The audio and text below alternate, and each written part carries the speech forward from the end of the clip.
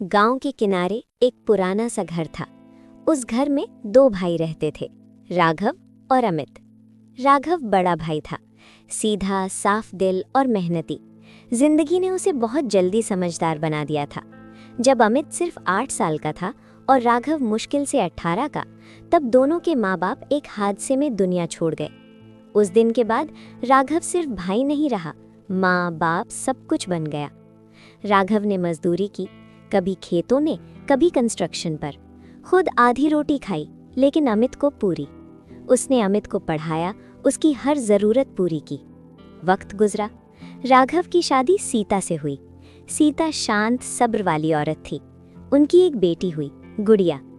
3 लोग, छोटी सी दुनिया, लेकिन दिल बहुत बड़ा। अमित बड़ा हुआ, शहर गया, पढ़ाई पूरी की और एक बड़ी कंपनी में अच्छी जॉब लग गई। राघव ने सुकून की सांस ली। बस अब भाई सेट हो गया, उसने खुद से कहा।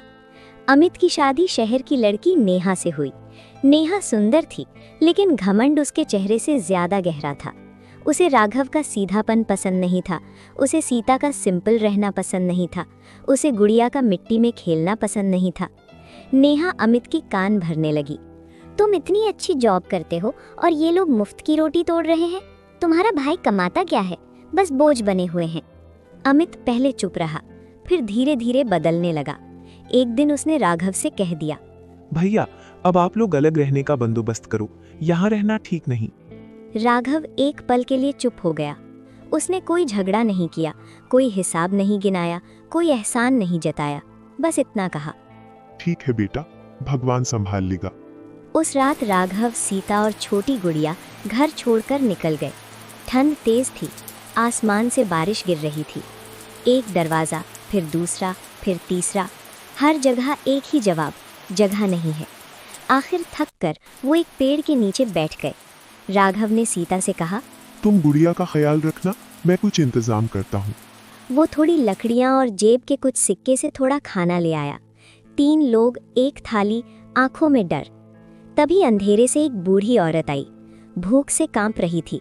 बेटा, कुछ खाने को मिलेगा? सीता ने बिना सोचे अपनी थाली आगे कर दी।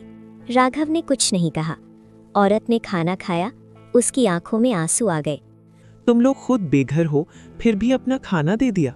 वो जाने लगी, फिर रुककर बोली, मेरे पास ज्यादा कुछ नहीं, बस ये पोटली है, इसे खोलना, जो निकले तुम्हारा। और वो अंधेरे में गायब हो गई। सुबह जब पोटली खोली गई तो अंदर हीरे थे। सीता के हाथ कांप गए।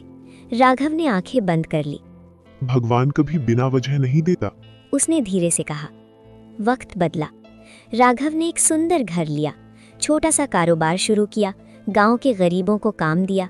उसका घर सिर्फ घर नहीं था, आसरा बन गया। उधर अमित, उस पर करप्शन का केस बन गया। नौकरी चली गई, घर चला गया, नेहा उसे छोड़कर चली गई। अमित टूट चुका था। एक दिन वो रोते हुए राघव के दरवाजे पर आया।